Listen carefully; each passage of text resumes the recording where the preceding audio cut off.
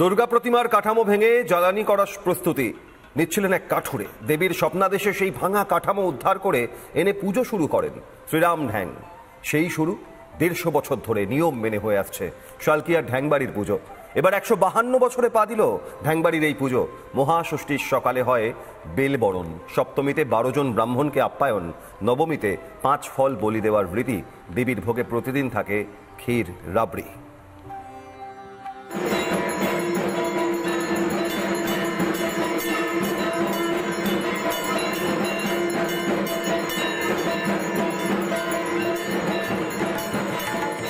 সালটা ১৮৭৩।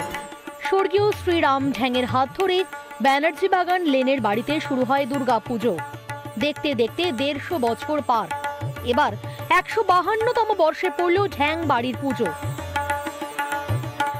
এই পুজো স্বপ্নাদেশে পেয়েছিলেন শ্রীরাম ঢ্যাং এবং তারপর থেকে এই ঢ্যাং বাড়িতে আজও জাঁকজমকে পুজো হয়ে আসছে।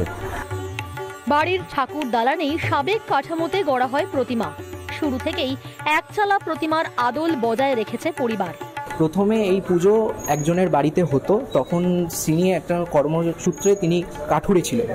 সেই কাঠুরে তিনি প্রথমেই মা দুর্গার মূর্তি পান এবং শ্রীরাম ঢ্যাং সেই রাত্রে স্বপ্নাদেশ পান যে ওই কাঠুরে নাকি তার ওই কাঠামোটা জ্বালানি হিসেবে ব্যবহার করতে যাচ্ছিলেন। তখন মা দুর্গা স্বয়ং শ্রীরাম ঢ্যাংকে স্বপ্নাদেশ দেন যে তার থেকে কাঠামোটা নিয়ে এসে তিনি যেন পুজোটা শুরু করেন। জন্মাষ্টমীর থেকেই ঢ্যাং বাড়িতে দুর্গা পুজোর প্রস্তুতি চলে। স্বর্গীয় শ্রীরাম ঢ্যাংয়ের দেখানো পথেই সপ্তমী থেকে শুরু মূল পুজো। সপ্তমীর দিন আমাদের সন্ধেবেলা ১২ জন ব্রাহ্মণকে শীতল ভোগ দেওয়া হয়। অষ্টমীর দিন চক্ষুদানের সময় একটি হাঁচি কুমড়ো বলি দেওয়ার রীতি রয়েছে।